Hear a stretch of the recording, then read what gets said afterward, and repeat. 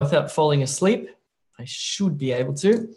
Now, just let me get my phone ready. There should be a live stream happening. If you haven't subscribed to the channel, you won't get the notification. You may want to do that. It's a good thing. All right, that looks good. I haven't received the notification yet. Still waiting for this. All right, people are starting to pour in. Hello, people on YouTube Live. Nice to see you. Let's have a look at this. IELTS E2. Okay, there it is. There's the live stream and sweet. Cool. All right, 17 people have already clicked like. If you're not one of them, please click like to get this thing going. You might want to click on that subscribe button, by the way, which is down here. So whenever we do a live stream, you'll automatically be notified on your phone so you can watch this live. Anyway, wherever you are in the world, I hope you're doing well. Let's cut to the chase here. Rock and roll. I've just pressed record on that. I think my slides are all up to scratch. We'll soon find out. All right. Hello, everyone. My name's Jay. I'm one of the expert IELTS teachers here at e2language.com. If you don't know what E2 Language is, go and check it out. It's a really good website to help you to prepare for your IELTS test. But it won't just give you test strategies and methodologies, which are very effective, by the way. It will also teach you the fundamentals of English as well. So if you're looking to improve your English, check out that website. Do share it amongst your friends. Tonight, we're doing a deceptively, it seems easy, but in fact, it's one of the harder reading questions that you'll find in your IELTS exam. And it will appear, well, I shouldn't say this, but it probably will appear in every single reading test. That is IELTS Reading multiple choice. Don't walk away. I've got a great method for this one, which I want to show you, which will help you to select the correct answer. So by now you should know that there are 11 different reading question types or task types. So we've done a full circle. We're going back to number 1 to do multiple choice. Let me explain this task to you. It's pretty simple. You get the question here that says ... A, B, C, or D, and you just need to select one of these. So it's very uncomplicated, right? But what we want is a method that can help us to select the right answer more efficiently, but also just help us to select the right answer, because that's often very hard in doing this. This is the method. Read the question. Please read this question. Okay, now what you want to do, after you've read that question and understood it, let's read it. It says, the research completed in 1982 found that in the United States, soil erosion, what? Now you'll locate a keyword in the question, right? Let's say you've located the keyword 1982, or it could be United States, or it could be soil erosion. One of those are certainly keywords, because next thing you want to do is locate that corresponding keyword in the text. See that word there, 1982? So you found the part of the text in which you need to read more carefully to select the right answer. Now, you don't want to read the answer options yet, right? Don't get confused. What people do is they read the question prompt, then the answer options. By the time you've gotten to D, you're thinking, oh my God, I don't know what to look for. I don't know what I'm confused. What did the question ask again? Read the question prompt, locate the part of the text where you need to read more carefully. Then try to answer the question yourself in your mind by doing this. So research completed in 1982 found that in the United States, soil erosion, ... Then you read this part of the text and you find out what happened to soil erosion, right, in 1982. Then you go and you match your answer to one of the answer options. For example, let's say that in 1982 in the United States, soil erosion was eliminated as a problem. Okay, so you read that, the problem was eliminated in 1982. Okay, cool. I think I understand that. Now I go to the answer options. Which one of these says the same thing that I just thought of, that it was eliminated? You go A, no, not A, B. Oh, B says it. It was eliminated, or might use different words, something like that. Okay, so that's the method that you should use. That's the method that works. That's the method that we're about to apply right now. No, we're not. I'm going to give you a little disclaimer. If you get stuck, eliminate impossible answer options, because by eliminating ones that you know are incorrect, it will increase your chances of selecting the right one. Your answer sheet will look like this. So you're going to write A, B, C, or D on the answer sheet next to the numbers. Let's put this method to the test. I'm going to give you 4 minutes to answer number 1 and number 2, okay? 4 minutes to answer number 1 and 2.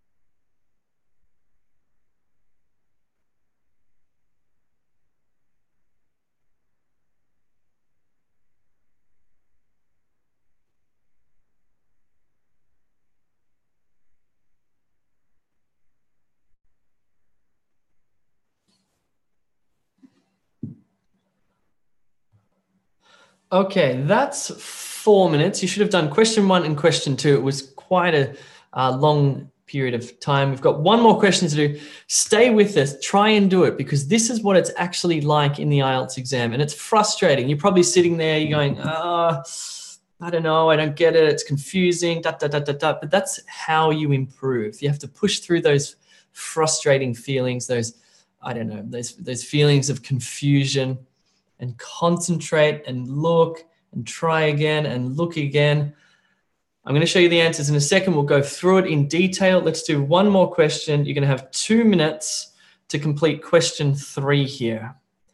Find a keyword in the question, find it in the text, answer the question in your mind, and then go to the answer options.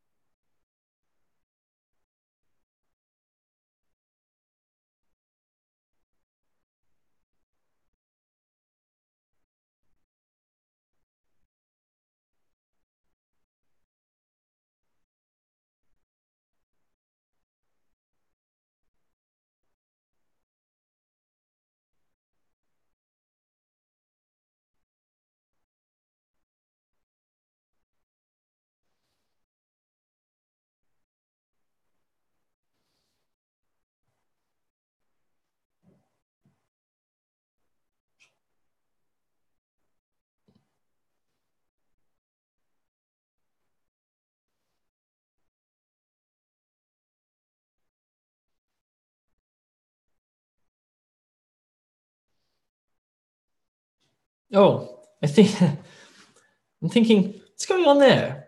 The clock has stopped, everybody. That's probably what's going on there. Cool. That's probably enough time anyway.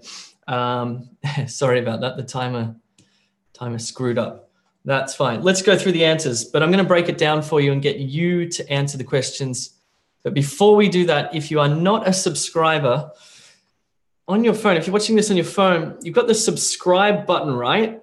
Look at all the You've got the subscribe button here. Next to the subscribe button is a little bell. Make sure you tick that. So when we're doing a live stream, it will alert you that we're doing a live stream. So we did hit 100,000, which is cool, but we want more. So subscribe to this channel. Let's go through the answers. Number 1, research completed in 1982 found that in the United States, soil erosion. So in other words, what happened in the United States in 1982 to soil erosion? Well, the key word we found was here, wasn't it? Soil erosion in the United States, 1982. So we know we have to read around this section here. More specifically, we have to read this section. So forget the answer options. What happened to soil erosion in the United States in 1982? Well, it says the United States, where the most careful measurements have been done, in other words, the research, discovered in 1982 that about 1/5 of its farmland was losing topsoil at a rate likely to diminish the soil's productivity. Now, 1/5 is the same as 20%. So in other words, in 1982, 20% of its farmland was losing topsoil and diminishing its productivity. Now we go to the answer options. reduce the productivity of farmland by 20%.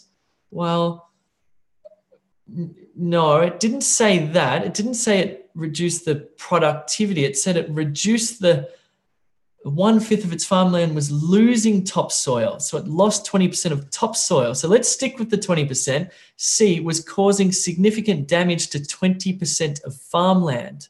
We can eliminate B because it didn't say anything about India and China. It didn't say anything about meadow or forest. It probably said something over here. This is the key sentence. The answer is C.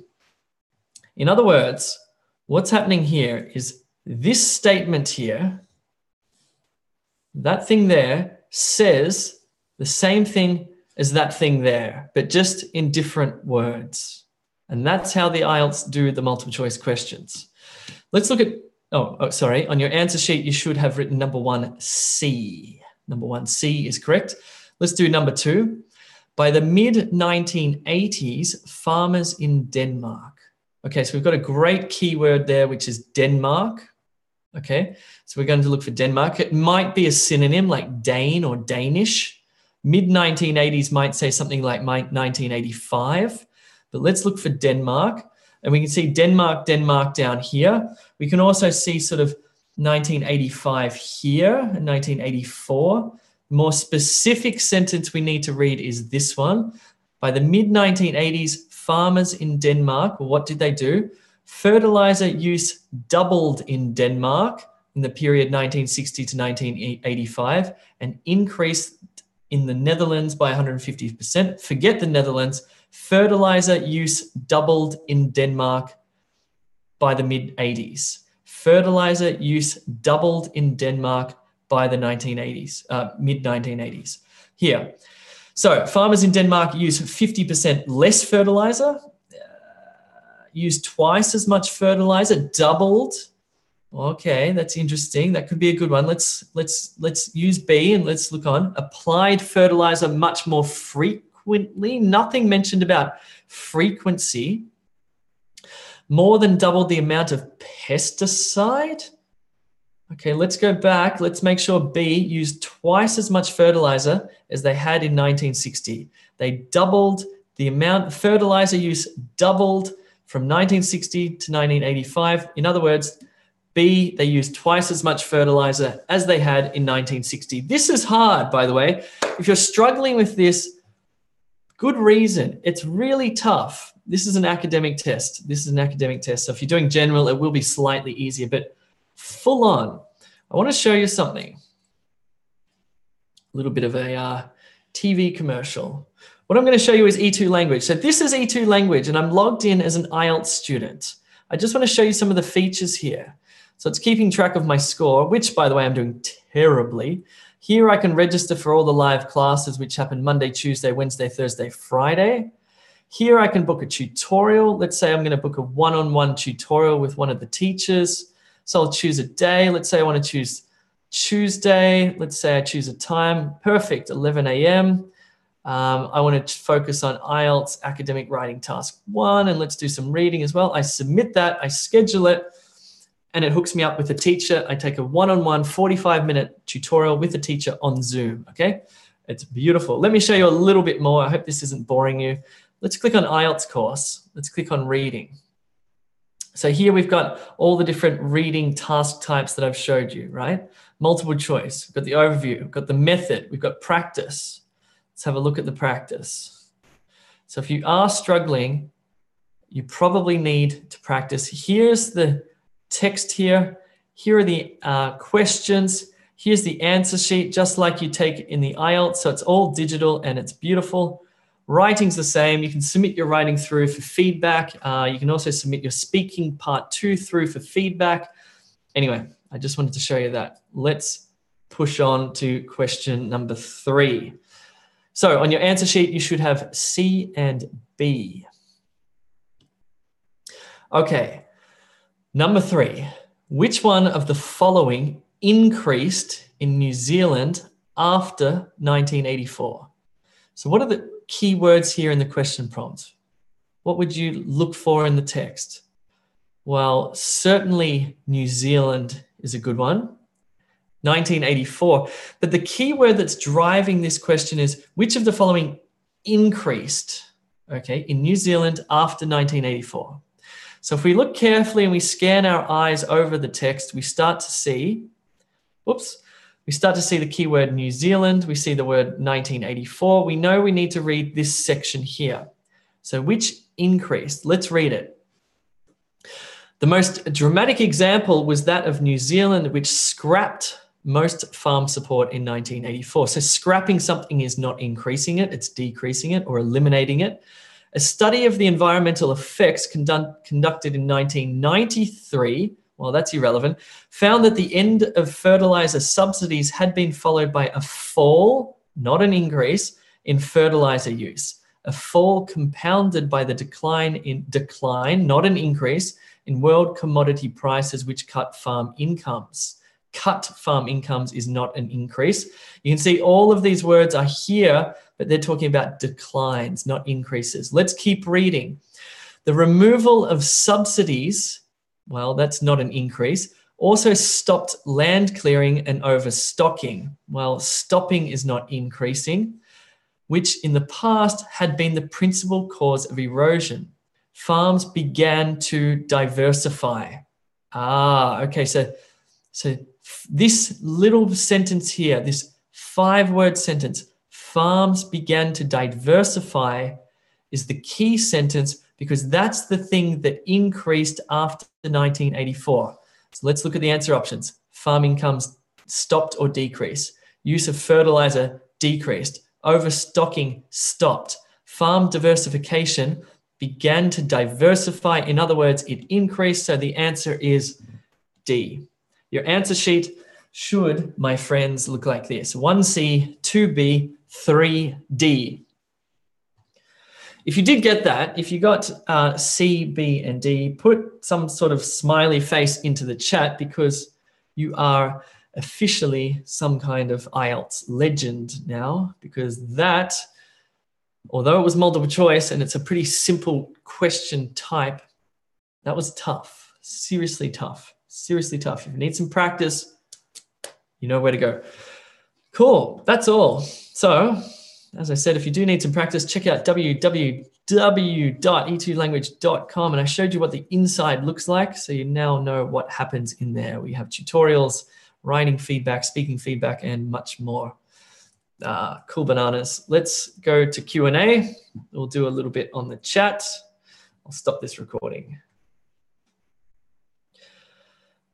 Ashish, well done. Shivya, well done. Makmak, Vagabond Vlogger, Venkat, Bharti, yes. Whoa, some crazy Cyrillian text there. I'm not sure. Alpesh, nice. Cool, well done. So quite a few of you got 3. So I'll go to Zoom first and I'll answer questions here. Then I'll go into the YouTube chat. Good, well done, Annie Lee. Fantastic. All right, let's look at questions in YouTube Live.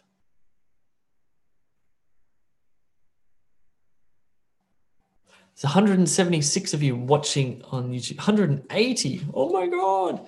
And there's 28, cool. So we've cracked 200, that's fantastic.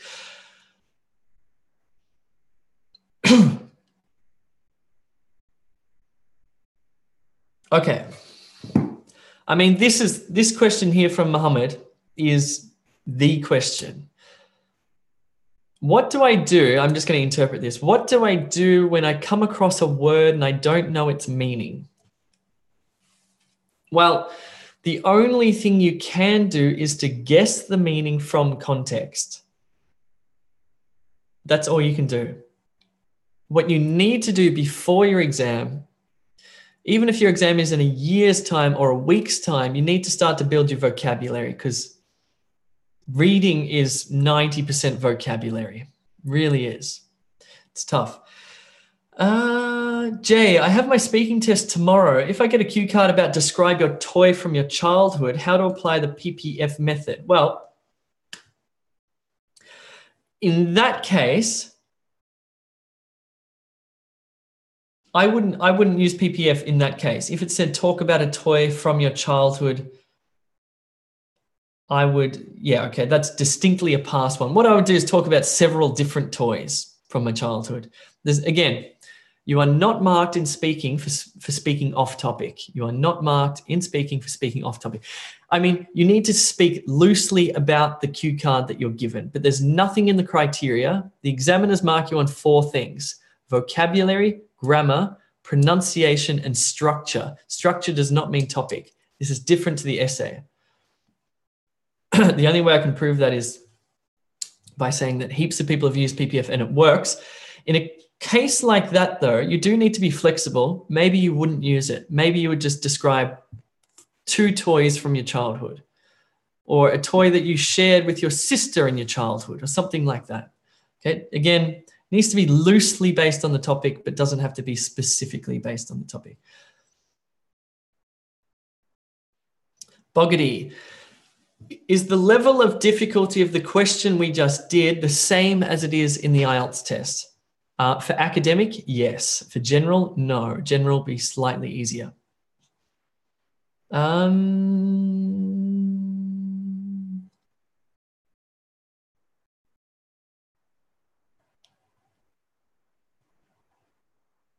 Sorry, I'm just lost the questions there. Okay, is it compulsory for graduate and postgraduate to complete the...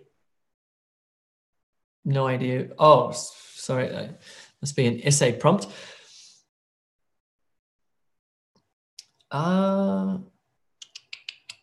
Good question. How do we improve skimming and scanning? Okay. So there are a few techniques you need to learn for IELTS reading. One of them we looked at tonight. That's where you see the key word in the question, like 1984. Scanning is your ability to run your eyes over. You're not really reading, you're looking, okay? You're looking. So 1984, you put that in your memory and you're going 1984. Where's 1980? You're looking for 1980. Ah, there's 1984. Then you do the reading part where you're actually comprehending information. So scanning is like looking, and it's an extremely important skill in IELTS reading. You're constantly scanning for keywords in IELTS reading. Yeah.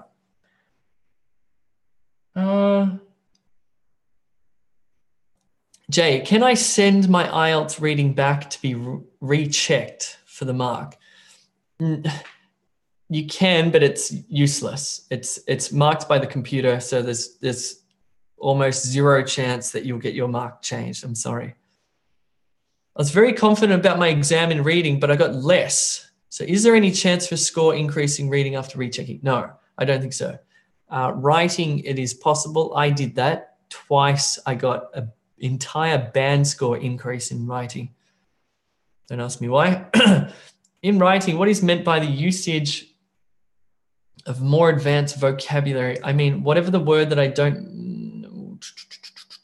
Okay, let me rephrase this question. In writing, should I use vocabulary that I'm unfamiliar with? The answer is no. Use vocabulary that you understand and that you are confident is precise. If you use imprecise vocabulary, your score will go down. Even if it's a beautiful sounding word, if it's not right in terms of meaning, your score will be your score would decrease. You've got a better chance of getting a higher score by using simpler, clearer vocabulary, okay? One thing you need to watch out for, though, is overusing particular words. For example, let's say you have the word decrease and you say it decreased, then it decreased, and it decreased, it decreased, it decreased. Try to think of some synonyms. It fell, it declined, it decreased, and, you know, well, those 3 would be fine.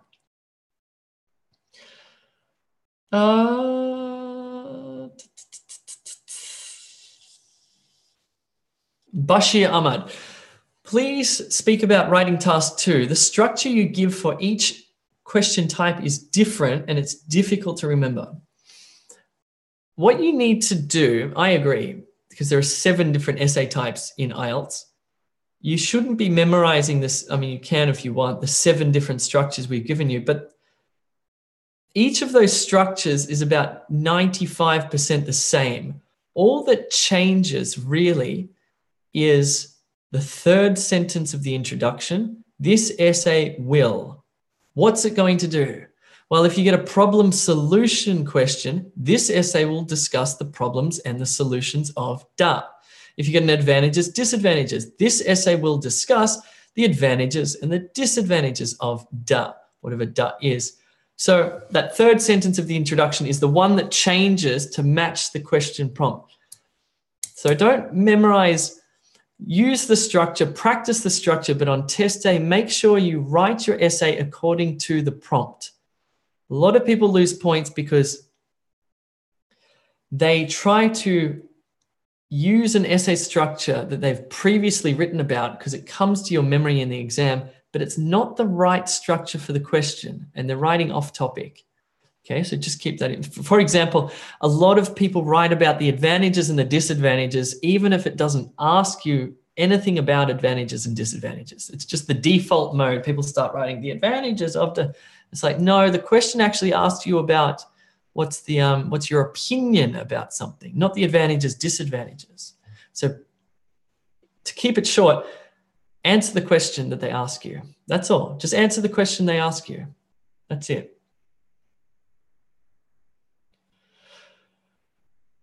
Is there a difference between British Council and IDP testing centres? No. What kind of introduction can be done in opinion essay? Check out that video. What is the best daily practice will help to improve IELTS reading? E2 language. If I get a question like describe your most memorable day, how can I apply the PPF trick?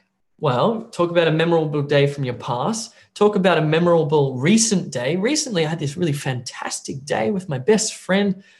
And the future, you can talk about a day that you'd want to be memorable. I want to get married and I want to, sorry, I can't speak. I want it to be a memorable day, something like that. So you need to practice the PPF. And again, be flexible. It's not the be all and end all. It's an extremely powerful method, but you need to be flexible. Task 2 is very difficult, says Babita. I find problems with paragraph structures. I saw your videos about it, but please suggest me what I do. However, I'm good in task 1. You need to practice and you need to get feedback. That's what you need to do. That's what you need to do. There's no other way around it. I mean, how can you improve your writing by yourself? It's slow and it's hard. If you write and you give it to somebody, you get feedback on it, you rapidly improve. That's how that works. So kindly give some last time tips for the reading in the exam. Watch the YouTube videos and sign up to E2 Language to practice because, yeah, watching is not practicing. I'm sorry, it's not. You need to apply the methods to real practice tests. Yeah.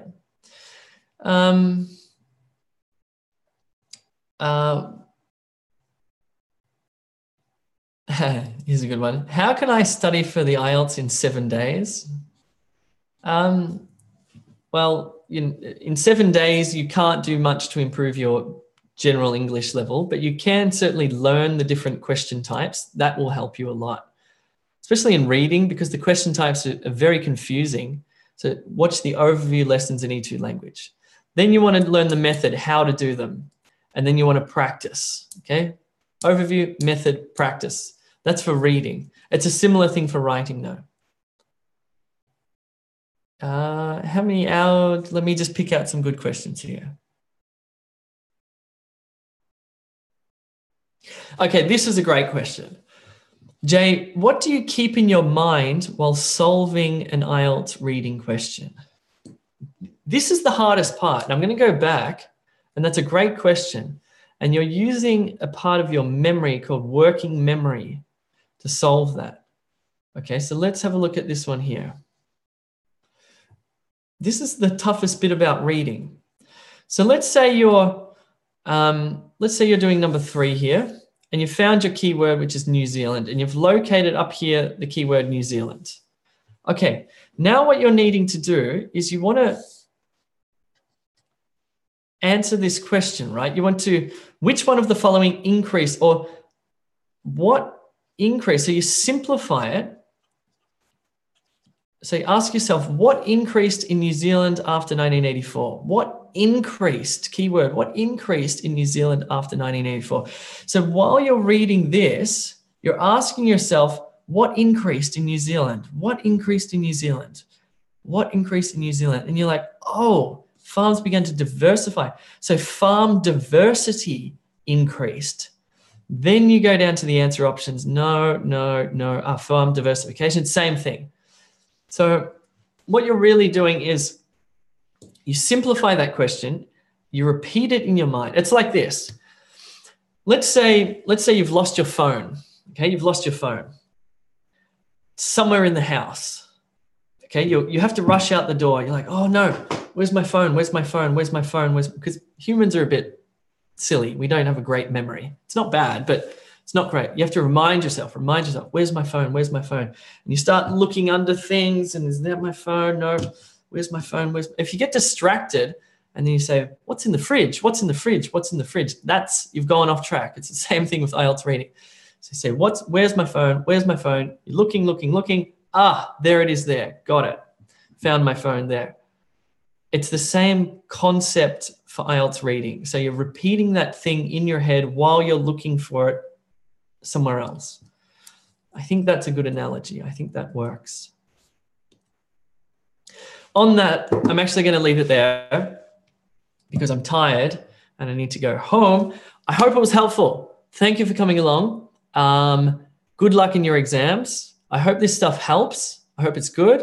If you haven't subscribed, click the subscribe button, click the like button, and share this with your friends. If you have friends doing the IELTS test, make sure you mention E2 language because personally, I think we're the best on YouTube. I hope we are. Anyway, and guys, I'll leave you there. Thank you very much for coming along. I'll see y'all soon.